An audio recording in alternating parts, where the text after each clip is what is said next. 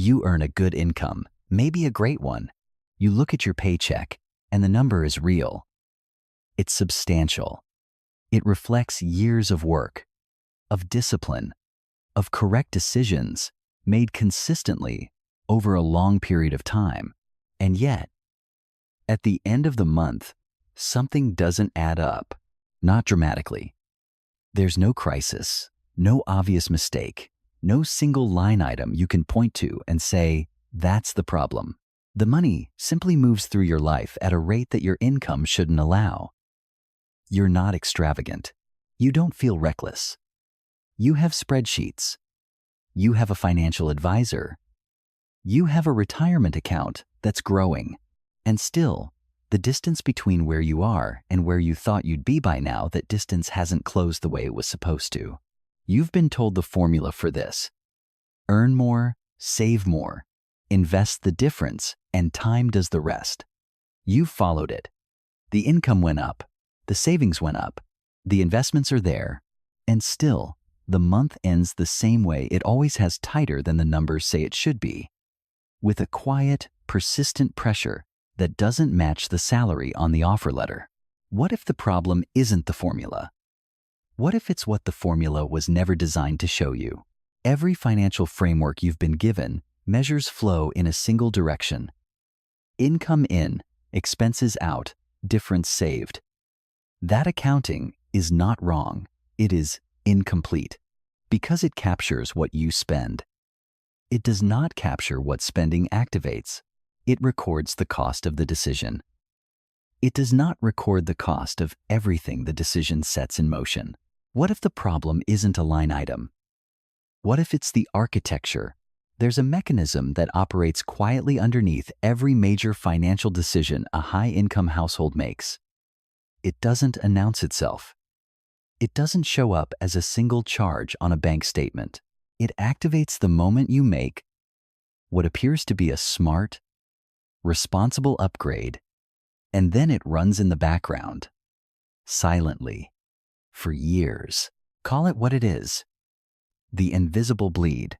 The invisible bleed is not about one expensive purchase. It's about what that purchase activates.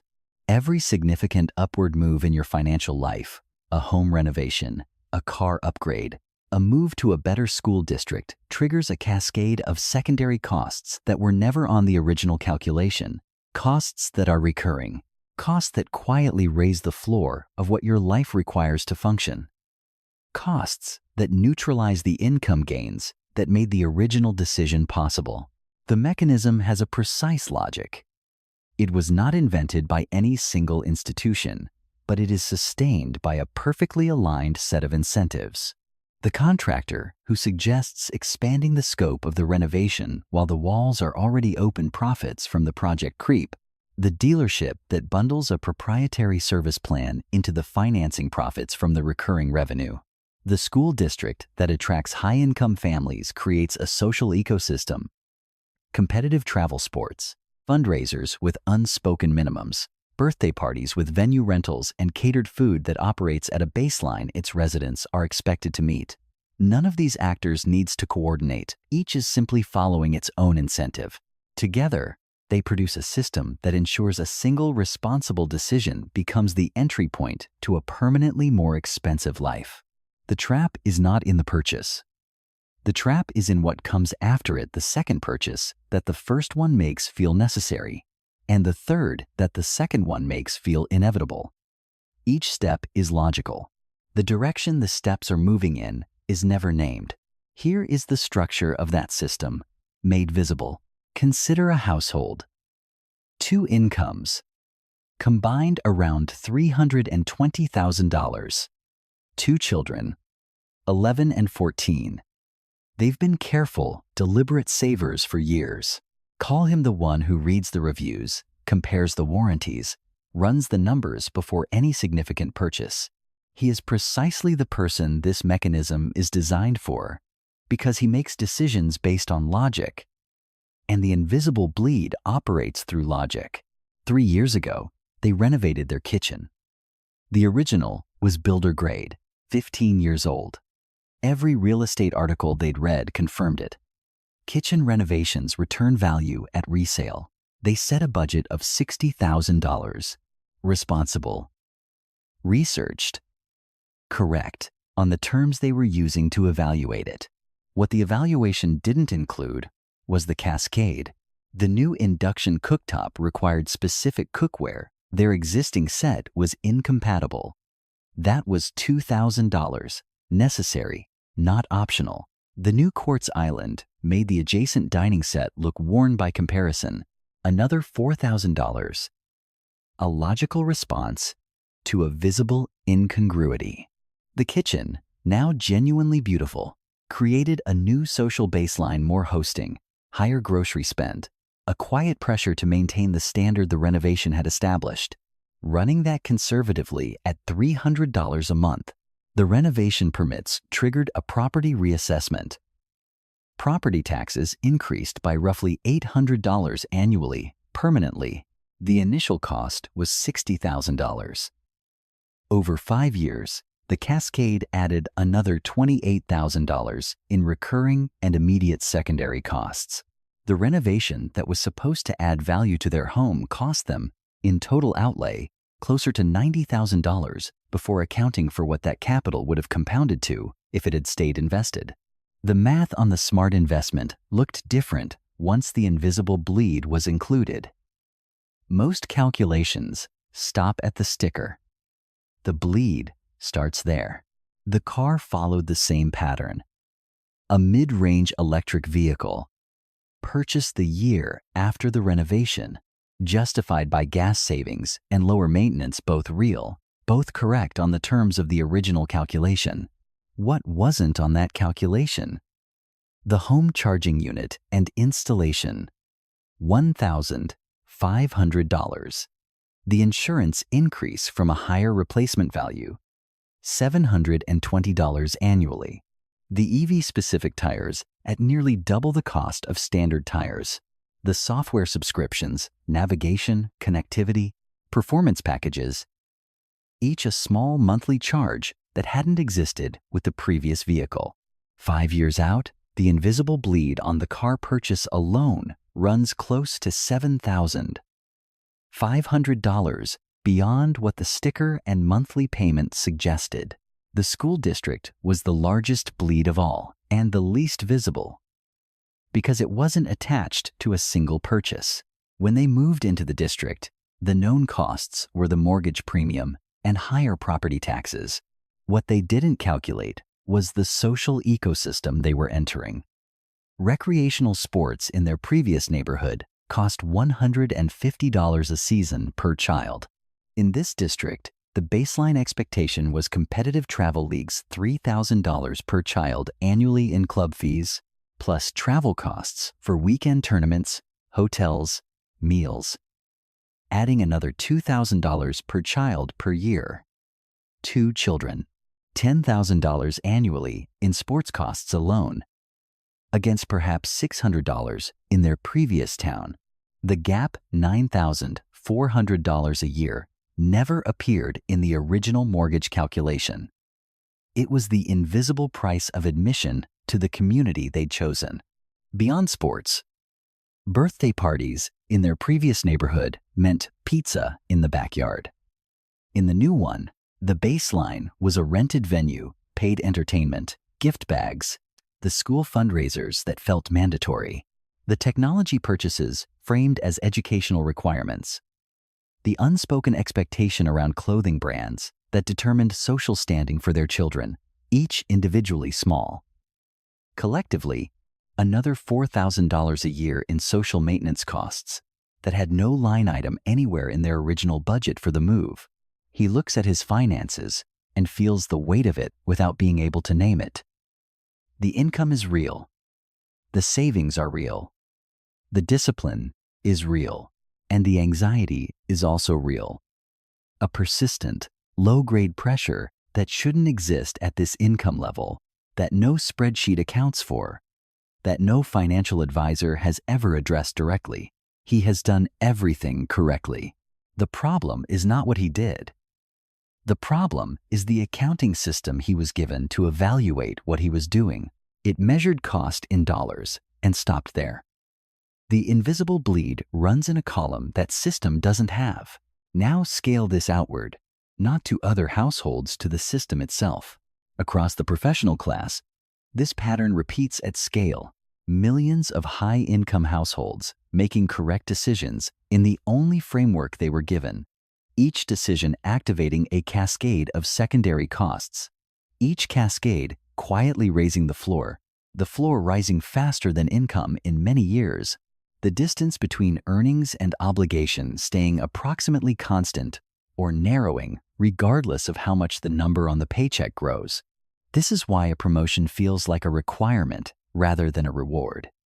The new income is absorbed almost immediately by the baseline the previous income created. The raise funds the cascade triggered by the last raise. The treadmill doesn't slow down as you earn more. It recalibrates. Each upgrade expands the perimeter of what must be maintained. Each expansion requires more income to hold. The structure is self-reinforcing, and it is invisible because every component of it, viewed individually, was a reasonable choice. The system that produces this outcome doesn't need anyone to be malicious. It doesn't need coordination. It needs only alignment, and the incentives are perfectly aligned. The contractor profits from scope creep. The dealership profits from service plans. The financial institution profits from the mortgage that the school district required. The social ecosystem of the neighborhood enforces a spending baseline that its members didn't negotiate and cannot easily exit. Each actor follows its own logic. Together, they produce a trap that looks, from the inside, like a life well built. And here is where the invisible bleed connects to something larger. In 20 episodes, this series has named specific mechanisms. Deferred control, the architecture of retirement accounts that locks capital in until the system decides to release it, transforming what looks like an asset into a conditional claim. Time cost blindness, the absence of a tool to measure financial decisions in the unit that actually matters, so that every upgrade is evaluated in dollars while its real cost runs in hours. Liquidity drag, the kind that turns a sound balance sheet into an illiquid one. The moment an opportunity requires fast capital, the number is real, the access is not. Expectation gravity, the social force that raises the cost of living in lockstep with the income of everyone around you, invisibly, without negotiation. Frequency compounding, where small recurring costs accumulate to amounts that would be unacceptable if presented as a single annual charge, but never are because the system doesn't present them that way. Correlated collapse, the hidden correlation between assets that appear diversified until a single shift moves all of them in the same direction at once. Marginal rate illusion, the gap between the salary on the offer letter and what actually lands, a gap that widens at precisely the income levels where it hurts most. Sunk cost career lock, the mechanism that makes leaving more expensive the longer you stay. Not because the job gets better, but because the life built around it gets harder to unwind. Each one is a distinct mechanism. Each one is independently identifiable. Each one produces a specific, nameable kind of financial pressure on households that have done everything correctly. The question that belongs at the end of this phase is not about any single mechanism. It is about what it means that all of them exist simultaneously, operating on the same population, producing pressure in the same direction, each one reinforcing the others in ways that make the combined effect significantly larger than any individual mechanism would suggest. Each mechanism, examined alone, can be explained as an emergent outcome, the unintended consequence of aligned incentives, the natural result of how markets develop, the side effect of systems that weren't designed with any individual household in mind. That explanation is available. In many cases, it is partially accurate, but when you map them together, when you see that retirement accounts lock capital at the precise moment career optionality is highest, that lifestyle costs rise in lockstep with income, that the tax structure extracts proportionally more from labor then from capital, that the social ecosystem of each income tier enforces its own baseline of spending, that the unit of measurement given to every financial decision systematically hides its most important cost when you see all of them operating simultaneously on the same population, in the same direction. The question changes. The question is no longer, how does this mechanism work? The question is, who benefits when all of them work at once? That question doesn't have a simple answer. It may not have a single answer, but it is the question that the next phase of this series is going to sit inside, not to assign blame, not to name a villain, but to understand the architecture at the level where the mechanisms connect. Because once you see that level, the individual mechanisms look different, and the decisions available to you look different too. Here is what changes when you see the invisible bleed clearly. Not the decision, the frame around it. The kitchen renovation is still a kitchen renovation. The car is still a car. The school district is still a school district. What changes is that you stop evaluating each decision in isolation and start evaluating it as an entry point. Not just what does this cost, but what does this cost me to maintain, to upgrade around, to socially conform to for the next decade? The second question has always been available. It was never included in the framework. The people who move differently are not wealthier. They are not more disciplined. What they have is a different accounting system, one that includes the cascade before committing to the first step. They ask what ecosystem they are entering, not just what item they are buying. They calculate the floor before they raise it. That habit does not require more money. It requires a different question asked earlier. Before the invisible bleed has already started running, the system has no interest in you asking that question. Every incentive in the structure points toward the next logical step. The next step is always available. The full cost of it, the cost that runs for years after the step is taken, is not. You didn't build the life you wanted. You built the life the system needed you to build.